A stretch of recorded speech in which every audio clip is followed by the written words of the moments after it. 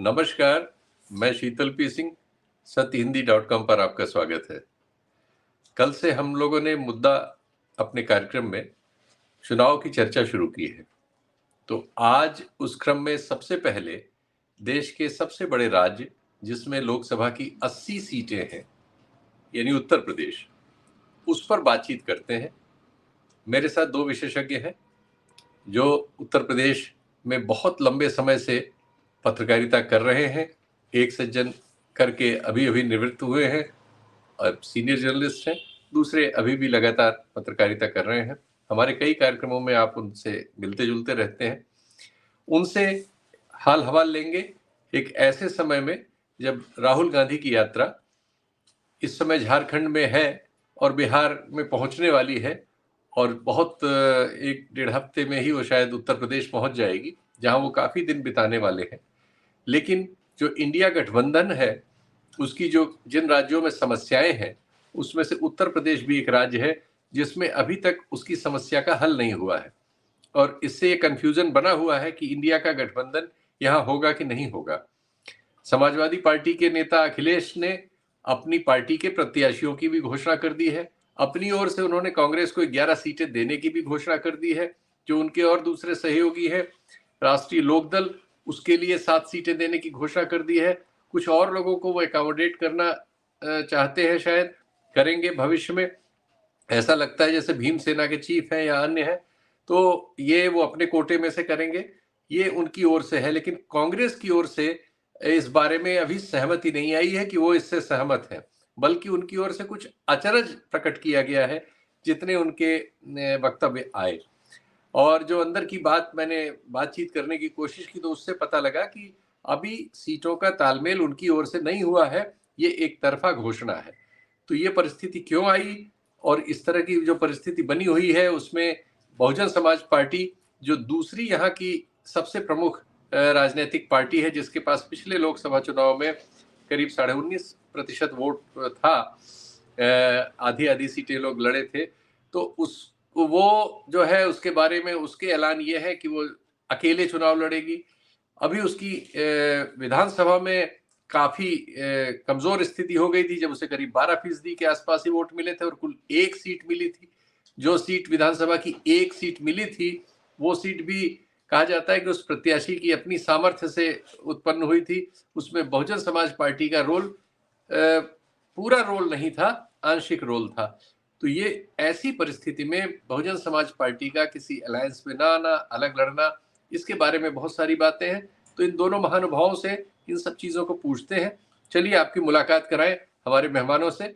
हमारे साथ है सिद्धार्थ कलहंस और हमारे साथ है राजकेश्वर सिंह। ये दोनों लोग उत्तर प्रदेश मूल के और काफी पुराने जर्नलिस्ट हैं। तो सबसे पहले सिद्धार्थ भाई, आपके पास क्या सूचना है?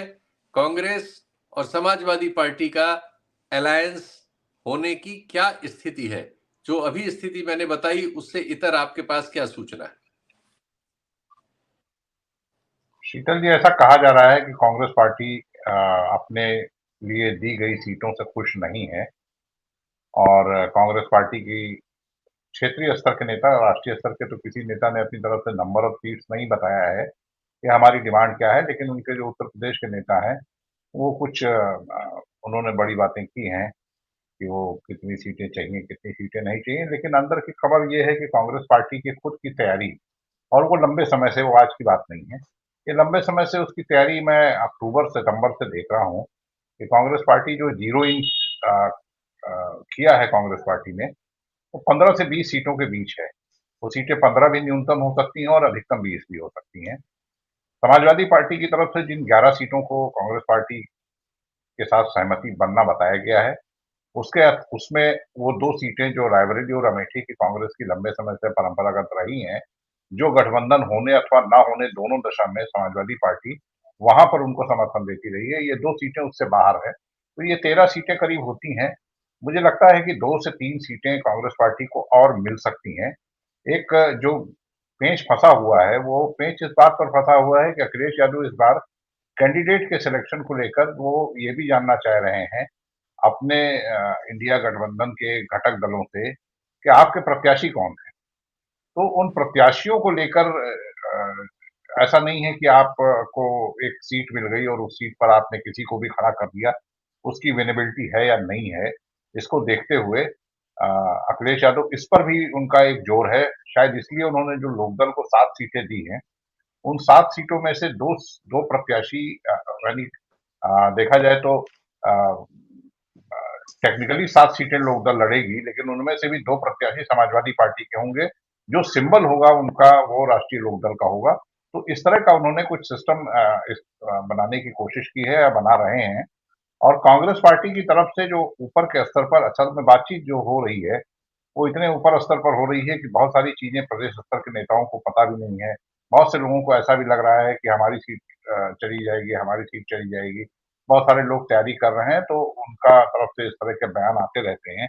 लेकिन कांग्रेस पार्टी के लिए 15 से 20 सीटों के बीच का कोई भी आंकड़ा वो उनको सेटिस्फाई करता हुआ दिखता है, और वो उसके लिए उनकी तैयारी है। मतलब मानसिक रूप से कांग्रेस पार्टी तैयार है कि अगर उसे न्यूनतम 15 अधिकतम 20 सीट तक मिलती है तो वो गठबंधन में रहेगा और चुनाव लड़ेंगे। तो मुझे लगता है कि ये कहीं ऊपर के स्तर पर या जिन लोगों ने या गठबंधन का निर्माण किया, उन लोगों के बीच में किसी तरह के कंफ्यूजन की स्थिति नहीं है। जो अभी सिद्धार्थ जी, इस बारे में जयराम रमेश का भी बयान था। ये जी, जी। टिप्पणी ऊपर के स्तर से भी आई थी कि वो जो एक तरफा अनाउंसमेंट हुआ है, उससे वो थोड़े चकित थे अपने उनके बयान में ये था। दूसरे हाँ, ये एक सीट को लेके जो मैं सवाल आपसे पूछना चाह रहा हूँ कि लखीमपुर खीरी में एक सज्जन समाजवादी पार्टी छोड़ के जो पहले सांसद रहे हैं वहां, वो कांग्रेस में शामिल हुए हैं, और अखिलेश ने लखीमपुर खीरी में एक अपने प्रत्याशी उतार दिया है, फिलहाल अनाउंस कर दिया है। तो क्या इसमें कुछ डिसकंटेंट पैदा करने की ताकत जी, है इस बिल्कुल, विवाद में? निश्चित तौर पर लखीमपुर खीरी किसी इस तरह के मैं कह रहा हूँ माइनर बहुत इश्यूज हैं, जिन इश्यूज को लेकर है। जैसे एक तो है जो जयराम रमेश का स्टेटमेंट है, वो ये हुआ कि भाई बातचीत चल रही थी और आपने अपनी तरफ से 11 सीटों का जिक्र कर दिया। हकीकत यह है कि कांग्रेस पार्टी के नेताओं को लगता था कि गठबंधन की बात है, सीटों के तालमेल की बात है, तो कोई ज्वाइंट मीटिंग होगी, कोई ज्वाइंट अनाउंसमेंट होगा, ऐसा होगा। अखिलेश यादव ने अपनी तरफ से एक तरफा मतलब वो बातचीत के आधार पर उन्होंने 11 सीटों की, और उनका जो ट्वीट है, ट्वीट को अगर आप देखें, उस ट्वीट में ये कहीं नहीं लिखा है कि अंतिम रूप से वो कांग्रेस पार्टी को 11 सीटें दी। उन्होंने कहा 11 सीटों पर सहमति बन गई है, यानी कि अभी तक 11 सीटों पर सहमति बनी है। आगे ये सहमति 2, 4, 5 सीटों को 6 सीटों तक मतलब और भी बढ़ सकती है। हाँ, लखीमपुर का मुद्दा जरूर है।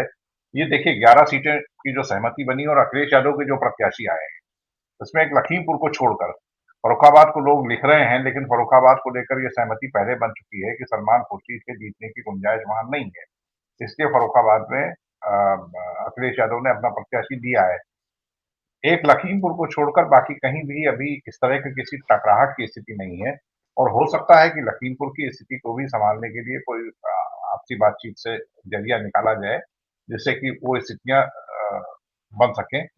अखिलेश यादव ने जो अपने प्रत्याशी भी देखिए अनाउंस किए हैं, आप देखें उसमें उन्होंने अपने कई बड़े दिग्गजों को विड्रॉ करते हुए नया प्रत्याशी उतारा है, वो भी बहुत जातिगत समीकरणों को देखते हुए। तो इस बार बहुत फूंक फूंक कर वो घटक दलों को भी जो सीटें दे रहे हैं, जैसे अभी आपने जो जिक्र किया आजाद समाज पार्टी का, आजाद समाज पार्टी को एक सीट उन्हें देनी है। वो सीट भी कौन सी है ये भी करीब सभी जानते हैं कि नगीना की सीट देनी है। अब पेच ये फंसा हुआ है कि वो किस सिंबल से लड़ेंगे। वो अपने सिंबल से लड़ना चाहते हैं, और अखिलेश यादव और खुद राष्ट्रीय लोकदल के जयंत चौधरी दोनों का ये मानना है कि या तो समाजवादी पार्टी अथवा राष्ट्रीय लोकदल के सिंबल से लड़े। शायद इसलिए अभी उसका अनाउंसमेंट नहीं हुआ, वरना वो भी अनाउंसमेंट हो जाता।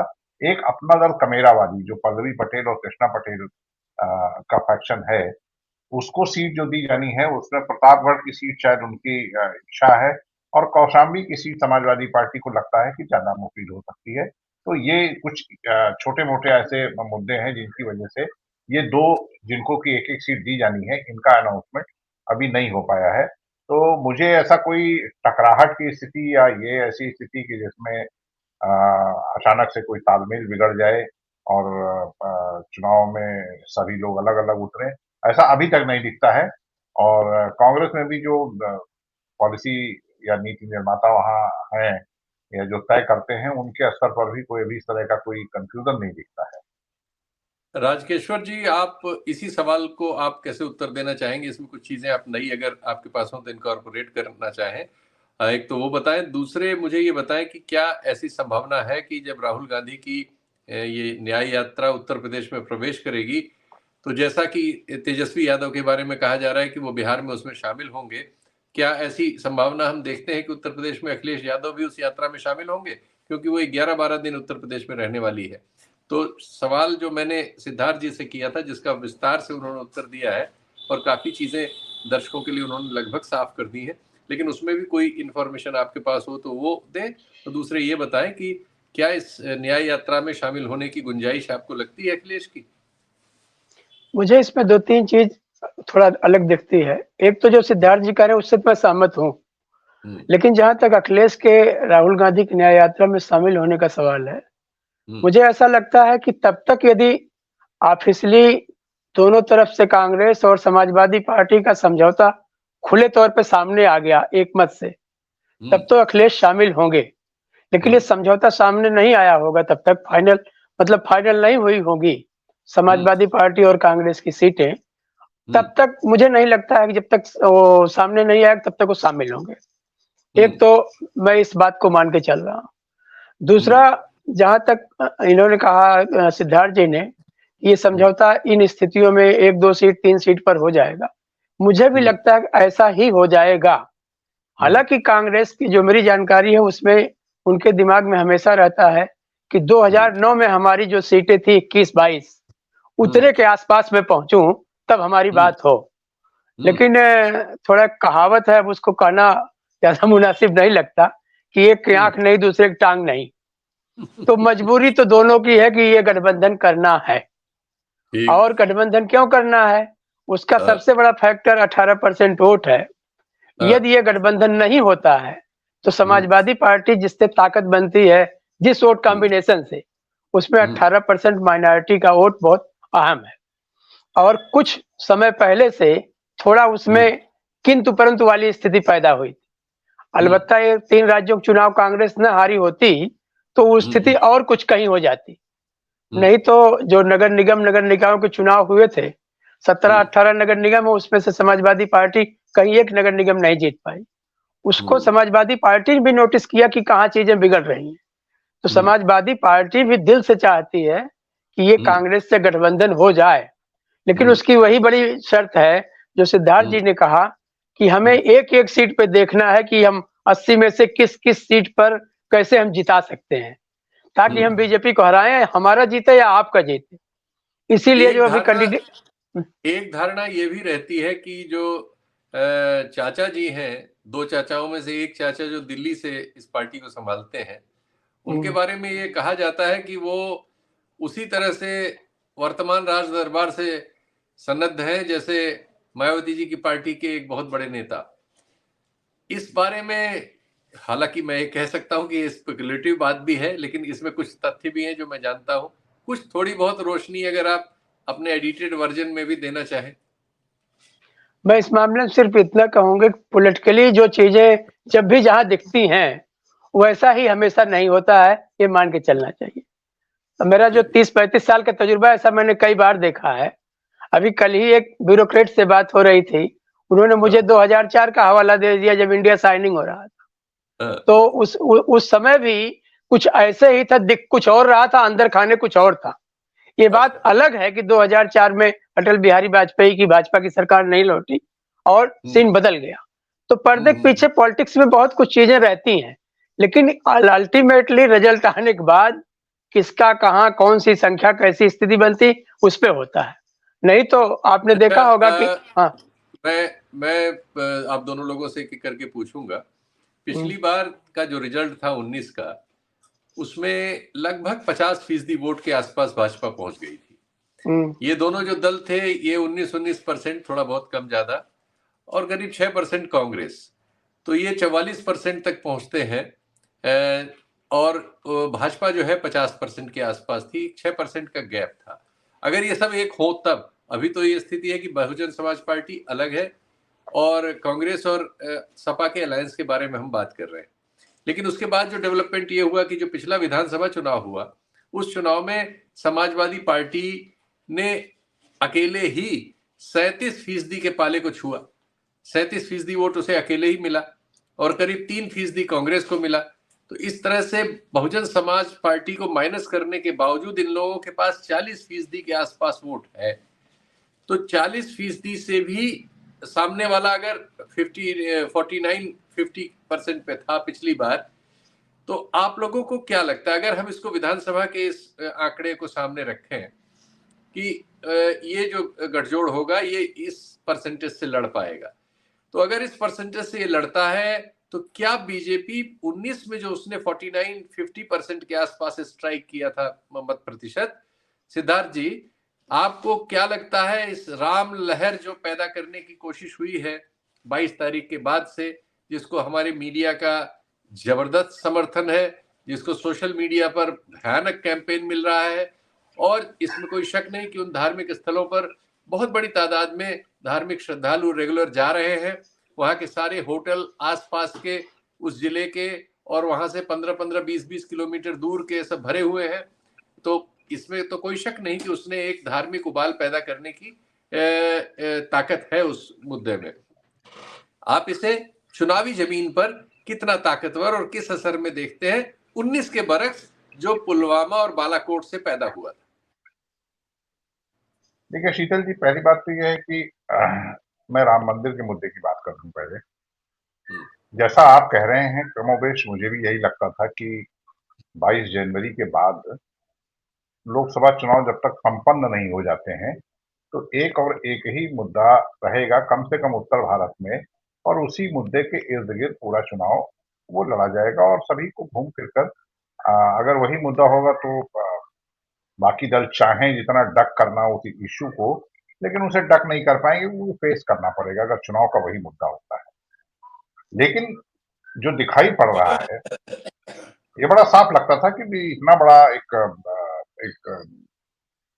घटना हुई है तो ये इसका असर तो बहुत लंबा रहेगा, और ये राम मंदिर जो कि इतने दशकों पुराना ये आंदोलन था और उसके बाद ऐसा हुआ है, वहां प्राण प्रतिष्ठा भी हो गई है, इतने भव्य फैनफेयर के साथ हुई। लेकिन वो हुआ ये कि या हो सकता है ये आज की तकनीक का की वजह से ऐसा हुआ हो कि जो बड़ा फास्ट चेंजिंग एक सिनेरियो हमें दिखता है कि कोई भी चीज वो बहुत लंबे समय तक सस्टेन नहीं कर पाती है, और यही कुछ राम मंदिर के साथ भी हो रहा है। आप अगर निगाह रखते हैं, काफी निगाह आपकी रहती है, बहुत एक्टिव है आप सोशल मीडिया पर, तो आपको सोशल मीडिया पर उसका उतार वो दिख रहा होगा। बावजूद इसके ये लिखा पढ़ी में है कि सोशल इन्फ्लुएंसर को के लिए बाकायदा उत्तर प्रदेश की सरकार ने बजट एलोकेट किया था कि सोशल मीडिया पर जिनके फॉलोअर ज्यादा होंगे वो ट्विटर पर, फेसबुक पर, जिनके रील्स, जिनके यूट्यूब, ये इन सबको बाकायदा उनको उनकी फंडिंग की गई थी। ये लिखा पढ़ी में है, ये कोई अंडर हैंड वो नहीं हुआ था। इसके लिए एक बजट एलोकेट हुआ था, राकेश्वर जी जानते हैं, सभी जगह प्रकाशित भी हुआ ये समाचार। तो इस सबके बावजूद कि बहुत मशक्कत की गई सोशल मीडिया पर एक उस तरह का माहौल बनाने का, एक यूफोरिया क्रिएट करने का, लेकिन वो यूफोरिया बहुत तेजी के साथ, उसी तेजी के साथ वो ढलान की तरफ लौटता हुआ दिख रहा है। दूसरी बात आपने कहा अयोध्या में भारी भीड़ जो उमड़ गई, मुझे भी ऐसा लगता था, हालांकि मैं और आप और हम अयोध्या की जो पेरिफेरी है वहां से 50-60 किलोमीटर या हद से हद 60-70 किलोमीटर दूरी पर रहते हैं, पैतृक निवास भी वही है और लखनऊ भी वहां से कोई 100-125 किलोमीटर है। तो ऐसा लगता था कि भाई नहीं गए हैं हम और हो सकता है ऐसी भीड़ होती हो। लेकिन अभी मैं कल रात में किसी अयोध्या में गैस एजेंसी के मालिक हैं उनके घर पर एक भोज में गया था, तो पारिवारिक भोज था, उनसे बातचीत हो रही थी, तो उन्होंने कहा कि भाई हमने भी ये सोचा था कि इतने लोग आएंगे तो हमारी खपत बढ़ जाएगी, तो हमने तो एडिशनल एक ट्रक और मंगा लिया था, लेकिन हमारी तो जो है सेल वो 10% ही बढ़ी, वो भी वो 22 तारीख के बाद वाले हफ्ते में बढ़ी, उसके बाद तो नहीं बढ़ रही है। तो जो लोग आ रहे हैं वो कहाँ खा रहे हैं, कहाँ है, आप देख सकते हैं। अब जब मैंने उनसे कारण पूछा तो उन्होंने कहा कि भी देखिए ये कई जो पर्व स्नान इस दौरान पड़ते हैं, वहाँ वो गरीब जनता जो गोंडा, बलरामपुर, बहराइच, श्रावस्ती, सुल्तानपुर, अंबेडकर नगर, इन सब जगहों पर गांव में जो लोग रहते हैं, जो अपनी गठरी बांध कर आते थे और परिक्रमा करते थे, नहाते थे सरयू में और उसके बाद चले जाते थे। वो जो यूजुअल क्राउड है, वो क्राउड तो है। हाँ, ये भी ठीक है, मैंने उनसे पूछा कि भाई फ्लाइट्स बहुत शुरू हुई हैं और भर के आ रही हैं। उनका जवाब था कि साहब एक फ्लाइट में तो 150 लोग आते हैं और अलग-अलग जगहों से जो सप्ताह में 2 बार की फ्लाइट शुरू हुई है, तो मान के चलिए कि 1000-2000 एडिशनल लोग आ जाते हैं। उनमें से आधे लोग तो पहले लखनऊ से आते थे, टैक्सी करके चले आते थे। तो ये स्थिति देखिए ज़मीन पर ये है। ये ठीक है कि अभी आपको बहुत दिख रहा है वो जो ज्वार था, जो है वो अभी पूरी तरीके से उतरा नहीं है, वो कायम है। हो सकता है कि उस समय तक जब तक हम चुनाव में जाएं और मतदान की दिन आए, तब तक कुछ फीसदी उसका असर रहे। लेकिन जितना देखा जा रहा, जितना माना जा रहा था, जितना सब सोच कर बैठे थे कि अब कुछ नहीं, अब केवल यही चलेगा, उतना दिख नहीं रहा है या उतना होता हुआ अभी नहीं दिख रहा है। ये हो सकता है कि इतना तेज इस पर एक टिप्पणी राजकेश्वर जी की भी ले लें, फिर आपसे लौट जी के बात करते हैं। राजकेश्वर जी, मेरे पास जो सैंपल है उसके अनुसार वहाँ के होटल्स वगैरह सारे बुक है 15-20 किलोमीटर दूर तक के भी होटलों में लोग हैं, जिसमें गुजरात के काफी लोग हैं और कर्नाटक वगैरह से भी लोग आए हैं। तो एक कैंपेन तो एक राष्ट्रीय स्तर पर इन लोगों ने चलाया था। बहुत, चूंकि इनके पास सांगठनिक ताकत है ही है, आरएसएस है और दूसरे अनुषांगिक संगठन है, सब लोग पीला चावल बांट रहे थे। और टीवी मीडिया हमारा इनका सबसे बड़ा सेल है, जो अपने आप में नोएडा मीडिया इतना हाइप कर देता है किसी भी चीज का और बहुत सारी चीजों को बिल्कुल टच ही नहीं करता, उसका भी बेनिफिट इनको मिला रहा होगा। तो आपकी इस सब में, आप अभी हाल में एक धार्मिक यात्रा से लौटे हैं अपने परिवार के साथ। एक अच्छा, कुछ कह रहे हैं एक सिद्धार्थ? वाक्य। हाँ हाँ, एक हाँ, देखिए, मैंने जो यूफोरिया क्रिएट हुआ, उस यूफोरिया से मैंने कहीं इनकार नहीं किया। नहीं, मैं ये एग्री। कह रहा हूं कि 22 जनवरी के बाद, एक सप्ताह बीतने के बाद, अब की स्थिति आप देखें कि क्या वो ढलान की तरफ लुढ़कता हुआ जा रहा है या वो मुद्दा उतनी ही गर्मजोशी के साथ बना हुआ है जितनी गर्मजोशी के साथ 22 से एक हफ्ता पहले और 22 के एक हफ्ता बाद तक मौजूद था। ये मेरा कहना है कि वो मुझे वो नहीं दिखाई पड़ रहा है। मेरे सवाल को सिद्धार्थ जी के वक्तव्य के साथ मॉडिफाई करके आप इसका उत्तर देने की कोशिश करें, राजकेश्वर जी।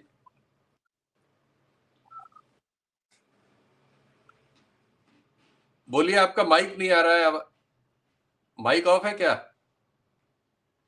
माइक ऑफ किया है क्या आपने? बोलिए। नहीं, माइक आपका क्या हुआ? माइक की आवाज नहीं आ रही है। अब आ रही है।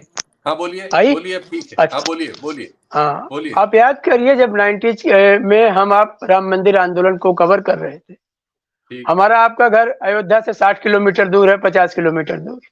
ठीक है। तो हम लोगों ने उस समय भी देखा था, सुल्तानपुर से, फैजाबाद से, अंबेडकर नगर से, सीतापुर से कम लोग आ रहे थे, बाहर के लोग ज्यादा आ रहे थे। ये जो 22 जनवरी वाला फंक्शन हुआ, उसमें सराउंडिंग लोग भी अयोध्या में घुस नहीं पाए, लेकिन उसमें एक उत्साह दिख रहा था, क्योंकि वो अयोध्या के लिए उनके अंदर बहुत वो चीजें नहीं जो बाहर के लोगों में रहती है। इसलिए राम मंदिर आंदोलन को आप नोटिस करेंगे, जब भी कार सेवक आए, जो भी चीजें हुई, इसमें ज्यादातर बाहर के लोग थे। उस मॉब ने वैसा किया, तो हमारे सराउंडिंग तो उसका असर नहीं रहेगा। एक बात तो ये है, वो बाहर के लोग आते हैं। अभी मैं बनारस 3 दिन पहले था, तो वहां जितना जत्था मुझे दिखाई पड़ा, उसमें मैक्सिमम लोग साउथ के थे, तमिलनाडु के, केरल के, आंध्रा के, दूसरी जगहों। लेकिन यूपी का आदमी उसमें मुझे कम दिख रहा था। यही चीज मैं बनारस, यहाँ अयोध्या के मामले में कह सकता हूँ। तो मेरा ये मानना है कि जो सिद्धार्थ जी कह रहे हैं, वो जो 22 को दिख रहा था, वो तो नहीं दिखेगा, इसको मान के चलिए। लेकिन उसका असर वो जो नेशन वाइड है कि भाई राम मंदिर बन गया और चीजें, उसको बीजेपी दूसरे राज्यों में पूरी ताकत से बेचेगी और कुछ उसका प्लस ही होगा, माइनस नहीं होगा। मेरा कहना ये है। जहां तक उत्तर प्रदेश का सवाल है, अब मैं आपसे दूसरा सवाल ले रहा हूँ साथ में। अब आपसे ही शुरू करता हूँ, फिर सिद्धार्थ जी तक जाऊंगा। पिछले चुनाव में मत प्रतिशत की बात छोड़ दें तो सीटों का जहां तक मामला था, 80 में से 66 सीटें, 64 सीटें जो है एनडीए को मिली थी, 62 बीजेपी को और 2 अपना दल को, जो इनके साथ है। और जो 15 सीटें उस गठबंधन में थी जो बसपा और सपा का था 10 और 5, और 1 सीट कांग्रेस की थी। तो ये 16 और 64 का था पिछले लोकसभा में नतीजा। इसमें एक एरिया ऐसा था जिसमें एक तरफा एक दूसरे से टच करती हुई करीब 6 सीटें थी जो एक साथ चली गई थी। गाजीपुर के बगल में घोसी के साथ फिर आजमगढ़ के साथ लालगंज के साथ जौनपुर, और लालगंज से और आजमगढ़ से टच करता हुआ अकबरपुर। ये सब सीटें जो है ये गठजोड़ जीता था सपा और बसपा का। और इसी तरह से एक जगह और उसकी थोड़ी सी आप कह सकते हैं कि बंचिंग होती है, जहां पे मुस्लिम कॉन्स्टिट्यूएंसी जिनको हम लोग कहते हैं, रामपुर है, संभल है, अमरोहा है, मुरादाबाद है, ये बिजनौर है, ये टच करती हुई 5 सीटें एक साथ निकली थी। और एक तरफ सहारनपुर और नगीना दोनों एक दूसरे से सटी हुई सीटें निकली थी। ये था, मतलब ये जो सीटें आई थी वो एक इलाका उन्होंने अपना जनरेट कर लिया था, उन इलाकों से वो आई और बाकी पूरे प्रदेश में बीजेपी आई। ये एक तस्वीर थी। इस चुनाव में आपको क्या लगता है, क्या ये जो इलाके जिनकी अभी हमने जिन सीटों का जिक्र किया उनका जिस तरह से घनत्व है, क्या इन्हीं पे फिर लड़ाई होगी विपक्ष के नाम की, या विपक्ष इस बार इस आकार का विस्तार करेगा या इसमें भी सिकुड़ जाएगा? आपका क्या आकलन? मेरा तो मानना यह है कि उस दौर में 2019 का चुनाव देखिए, तो जहां तक मुझे मोटा मोटा याद है, लगभग 3 दर्जन सीटें ऐसी थी जिसमें सपा और बसपा का वोट मिला दिया जाता तो वो वोट बीजेपी के जीते हुए प्रत्याशी से ज्यादा था। उतनी सीटें 2019 में जीतना चाहिए था इस गठबंधन को, लेकिन ये गठबंधन उतनी सीटें नहीं जीता। मायावती को 10 सीटें मिली, लेकिन उनका भी वोट परसेंटेज 2014 की बनिस्बत घटा है और समाजवादी पार्टी का भी घटा है। समाजवादी पार्टी के उसकी वजह ये होती है ना, जब आधी सीटें आप लड़ते हैं तो हाँ, वो वोट प्रतिशत उन आधी सीटों पे उतना नहीं हो सकता जितना आप सारी सीटें अगर लड़ रहे हो तो जितना वोट प्रतिशत होगा। ठीक है। अब इस पर आ जाइए कि यदि ये गठबंधन होता है तो ये बात मैं मानने को तैयार नहीं हूं जो 2019 में हुआ कि यदि हमारे वोट इतना परसेंटेज, इनका वोट इतना परसेंटेज, जो दोनों मिल जाएंगे तो ये सीन बनेगा। मैं इस चीज को नहीं मान सकता, क्योंकि वो तत्कालीन परिस्थितियों पर निर्भर करेगा।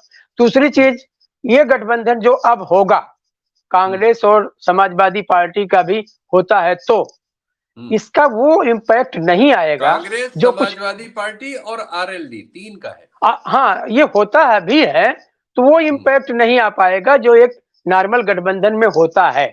जिस तरीके की चीजें रोज, वो मध्य प्रदेश से शुरू हुआ था समाजवादी का और पार्टी और कांग्रेस का, वो किसी न किसी रूप में आज तक वो परसिस्ट कर रहा है, चाहे इधर से चाहे उधर से।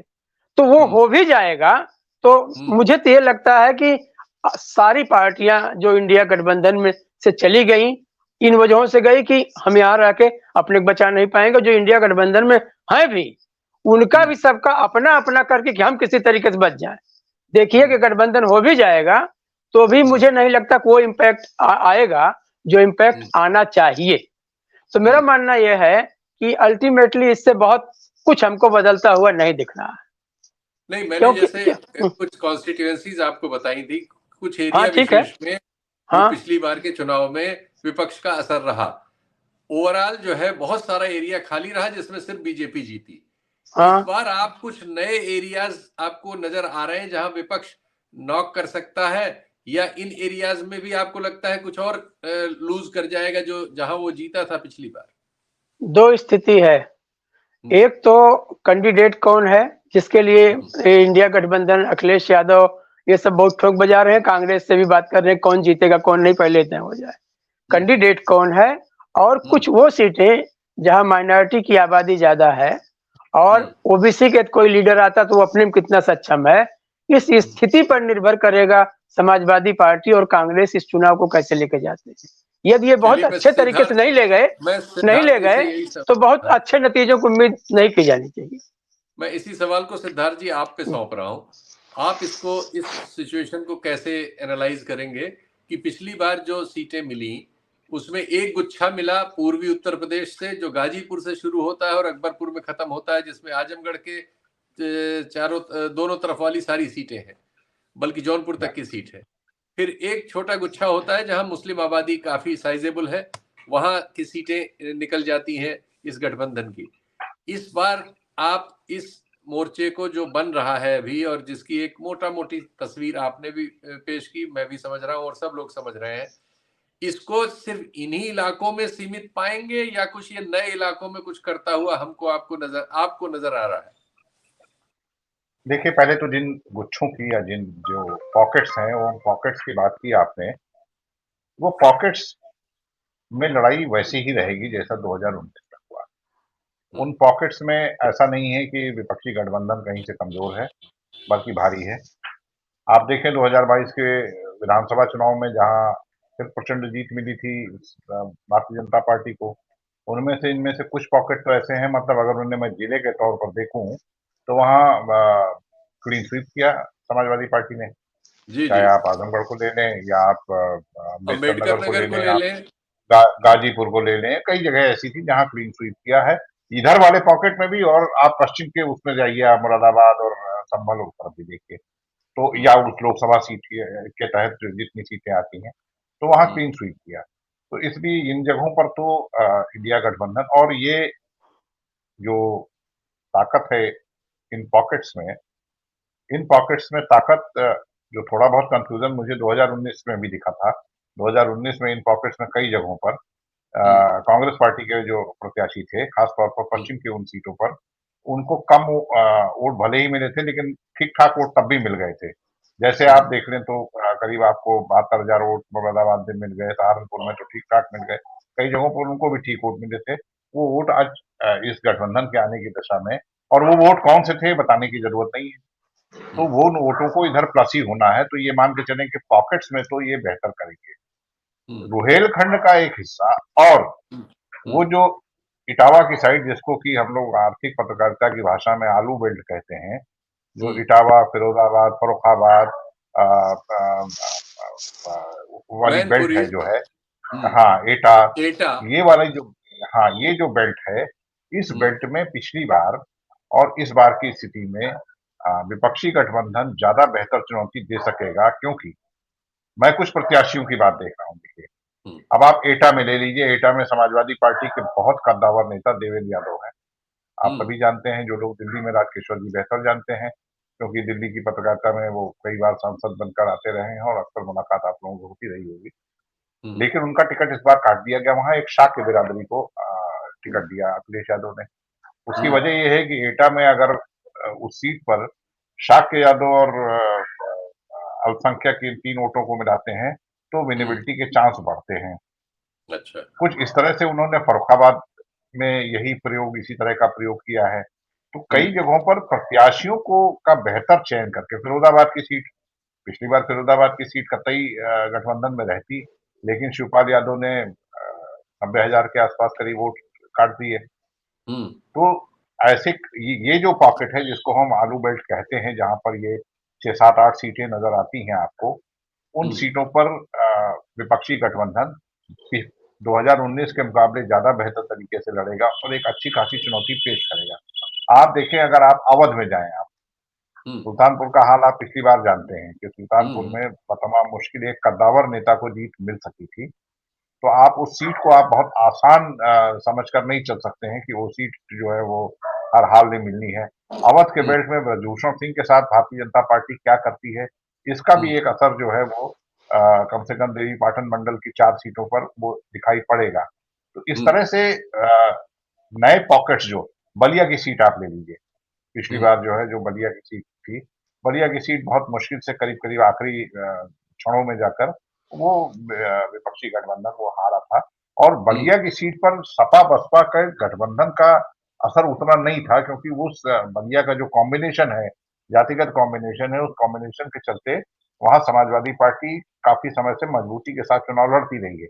इस तरह से कई ऐसी सीटें हैं जहां पर जो विपक्षी गठबंधन है वो 19 के मुकाबले मुझे लगता है कि ज्यादा बेहतर चुनौती पेश करने की स्थिति में होगा।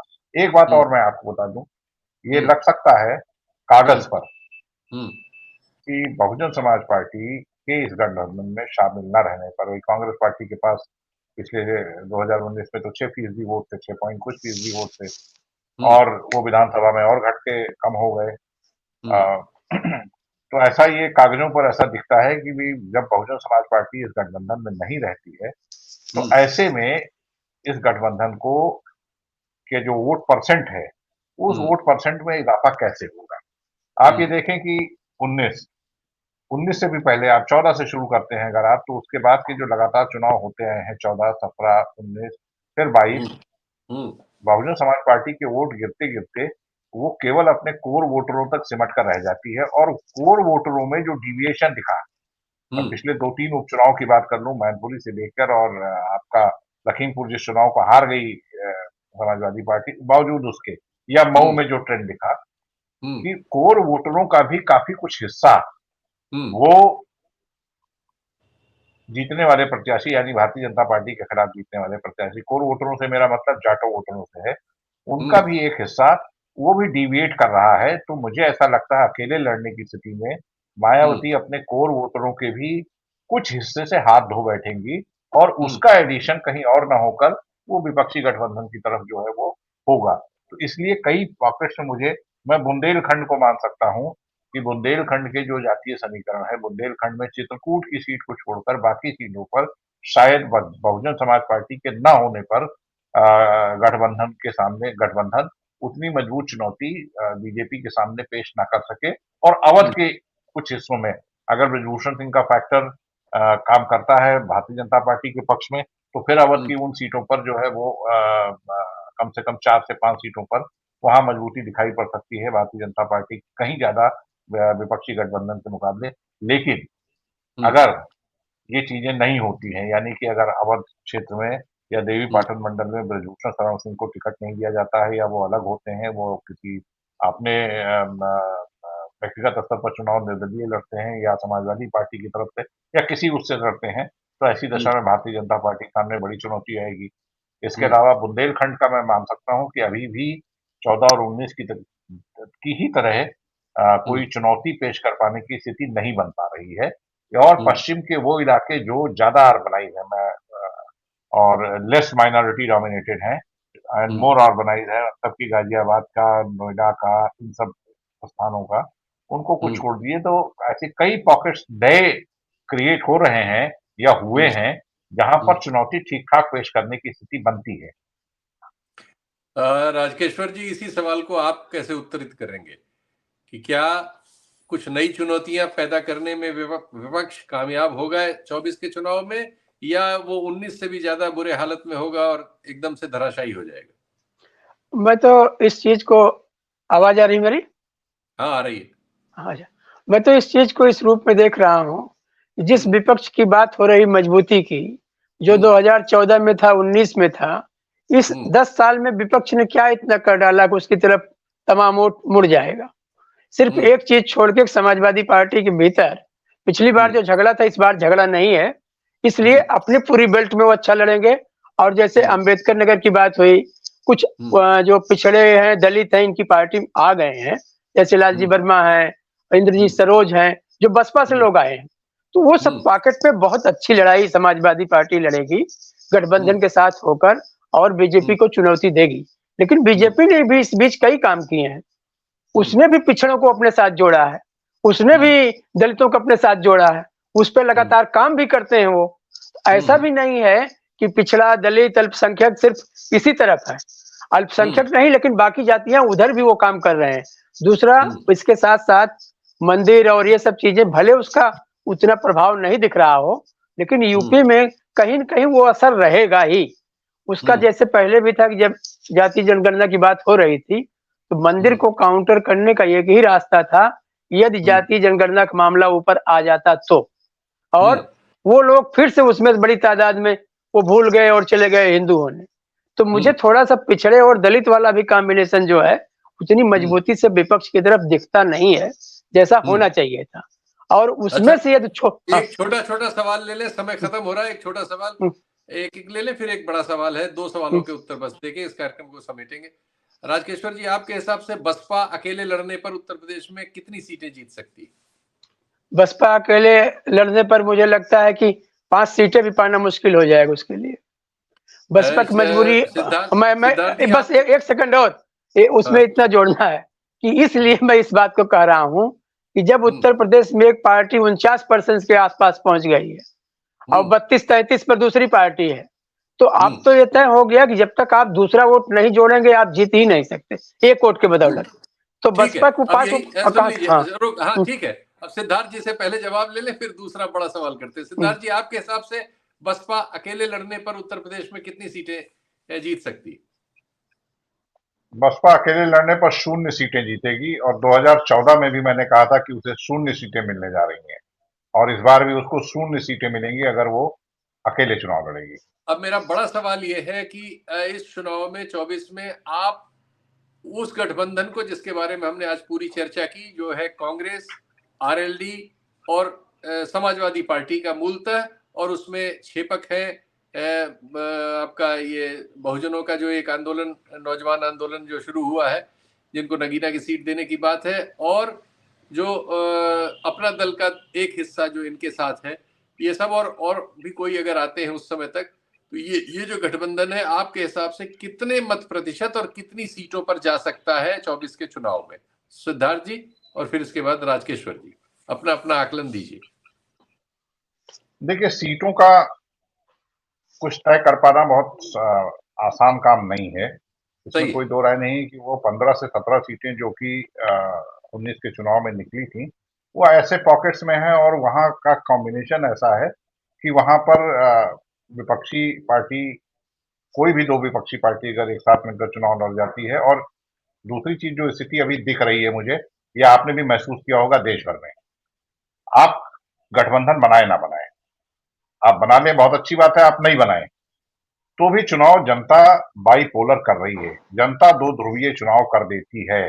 गठबंधन बने अथवा गठबंधन न बने, इन दोनों कंडीशन में जनता या तो उधर वोट दे रही है, जनता इधर वोट दे रही है।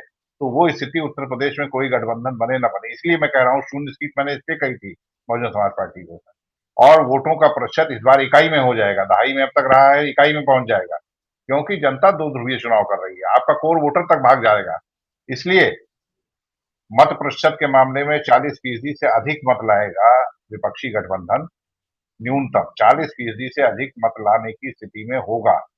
सीटें कितनी जीतेगा ये मैं नहीं कह सकता हूं, अपने उन पॉकेट्स में तो मजबूत है, नई पॉकेट्स डेवलप भी कर सकते हैं, अच्छे प्रत्याशी देकर कुछ सीटों पर और ज्यादा मुकाबले की स्थिति ला सकते हैं।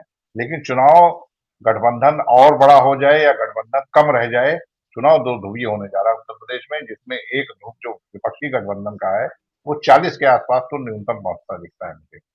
कितना प्रतिशत आप देना चाह रहे हैं राजकेश्वर जी? आखिरी सवाल। आपके परसेंटेज तो मैं मेरा तो ये मानना है, जो सिद्धार्थ जी कर रहे हैं इस पे मैं पूरी तरह सहमत हूं कि चुनाव तो दो ध्रुवीय होगा।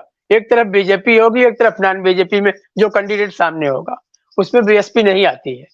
और उस हालत में मेरा अपना मानना है कि जितनी सीटें पिछली बार अपोजिशन को मिली थी उतनी सीटें तो मिलना चाहिए, उसमें प्लस होना चाहिए, घटना नहीं चाहिए।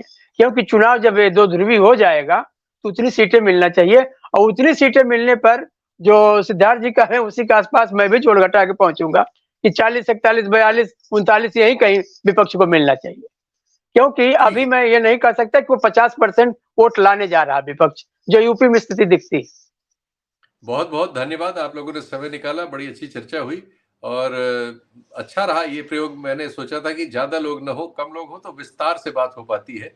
मुझे लग रहा है कि आज की जो चर्चा है ये हमारे दर्शकों को भी कुछ अलग तरह का संतोष देगी। फिर मिलेंगे, धन्यवाद, नमस्कार। नमस्कार।